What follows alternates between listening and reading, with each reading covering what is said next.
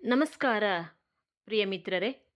ಈ ದಿನ ಭಗವದ್ಗೀತೆಯ ಮೊದಲ ಅಧ್ಯಾಯದ 8ನೆಯ ಶ್ಲೋಕವನ್ನು ನೋಡೋಣ.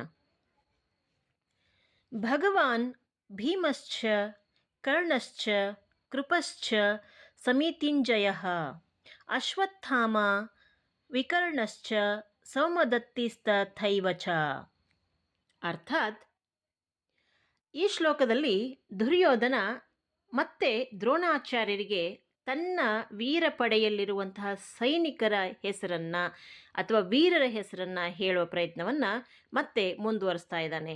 ನೋಡಿ, ನಮ್ಮ ಪಾಳೆಯದಲ್ಲಿ ಅಂದರೆ ಕೌರವರ ಸೈನ್ಯದ ಪಾಳೆಯದಲ್ಲಿರುವಂತಹ ಅತ್ಯಂತ ಶಕ್ತಿಶಾಲಿಯಾದಂತಹ ವೀರರು ಇದ್ದಾರೆ. ಅವರು ಯಾರು ಅಂತ ಹೇಳಿದ್ರೆ ಭೀಷ್ಮರು, ಮಹಾನ್ ಯೋಧ ಮತ್ತು ಪಿತಾಮಹ ಅಂತ ಹೇಳಿ ನಾವು ಕರಿತೀವಿ ಇವರನ್ನು.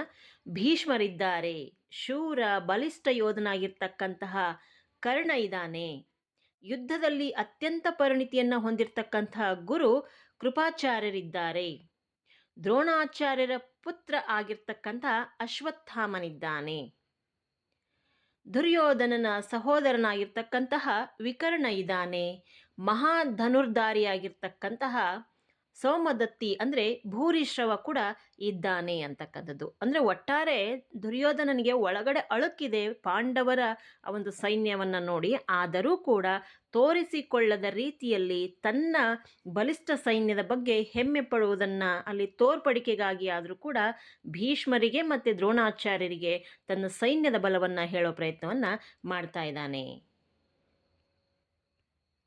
ಅಂದರೆ ನಮ್ಮ ಬಳಿ ಅಂದರೆ ದುರ್ಯೋಧನನ ಬಳಿಯಲ್ಲಿ ಅತ್ಯಂತ ದೊಡ್ಡ ವೀರರು ಮತ್ತು ಶೂರರು ಇದ್ದಾರೆ. ಹಾಗಾಗಿ ನಾವು ಪಾಂಡವರಿಗಿಂತ ಬಲಿಷ್ಠರು ಅಂತ ಹೇಳುವ ಪ್ರಯತ್ನವನ್ನು ಈ ಒಂದು ಶ್ಲೋಕ ನಮಗೆ ತಿಳಿಸ್ಕೊಡ್ತಾ ಇದೆ.